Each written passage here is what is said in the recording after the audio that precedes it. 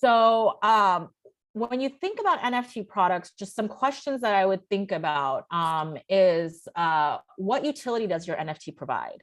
Is it an artwork?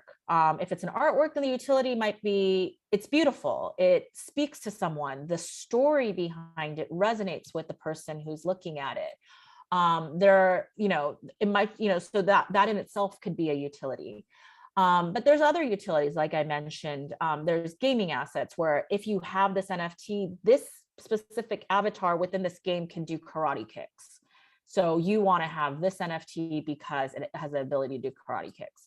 Or you want this PFP for the Bored Ape Yacht Club because that utility of being part of that community and being able to access the Discord gives you so much utility and value.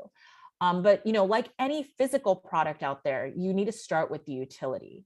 And as I mentioned, the utility can really range across anything that people might want or need. The next thing to think about is how can this be automated and guaranteed by the smart contract? So, the smart contract could only do so much so far, but, as a visionary, I believe that the smart contract will only continue to evolve and grow and become more complicated and, be able to address more use cases. But today, some of the things that I see the smart contract being able to do is access gated content. So if only someone with the NFT can access this Discord, or they can access this website, or they access this game.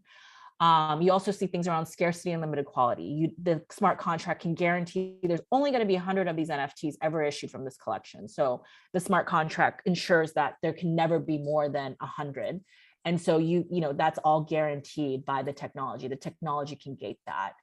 Royalty and payments are another area where you see this a lot with art, where there's a 10% royalty on the secondary sale. Every time the product changes hands, the smart contract pays the creator again. And you can automate all of that through a smart contract that can be gated, that can be guaranteed in the actual agreement. Technology can gate that as well. And then airdrops, where in the smart contract, you're able to see who owns what. And so the creator might also be like, hey, everyone who owns one of my NFTs right now, I'm going to send a free NFT to your wallet because I have all your wallet addresses and I can see in the smart contract who's holding what when. So those are just some things to think about. But as I mentioned, I believe that we're going to start coming up with more and more utility that we're going to be able to automate as this technology continues to get adopted and experimented with. Also, another thing to think about with NFTs is that you're able to sell things in collections. Smart contracts can also control collections, not just individual NFTs. And so where does the community add value? If you look at even things like the Ferrari, right? Like people want a Ferrari because other people who have a Ferrari, that puts you in the same community as them. If you own a Birkin, you're in that community of women who own a Birkin bag, and that says something about you. So, thinking about how the community and the market that you're developing, how does that all kind of create value to one another? And then another key question here would be, which I think is very unique to NFTs, is what blockchain network do you build on? And I don't have an answer here. Just like each blockchain right now has really a different community. Ethereum, of course, has a lot of the whales and the early adopters of crypto who spend, really high amounts of money, and the valuations are a lot higher on Ethereum. That being said, Ethereum has gas fees, and stuff like that. And then, there's just been so many new cryptocurrencies and blockchain networks that have emerged, as well as layer 2 networks, which are kind of like these side chains that live on top of an existing network like Ethereum. And then the last question that I added here is, what is the visual representation of this digital product? So these are all digital goods. And I think a lot of people who don't understand NFTs yet, they keep talking about JPEGs and what's the value of a JPEG. It's really not about the JPEG. It's about the product. And the JPEG is a representation of that product. Even if they're buying art, it's not that they're buying the JPEG of the art, they're buying ownership of this artwork.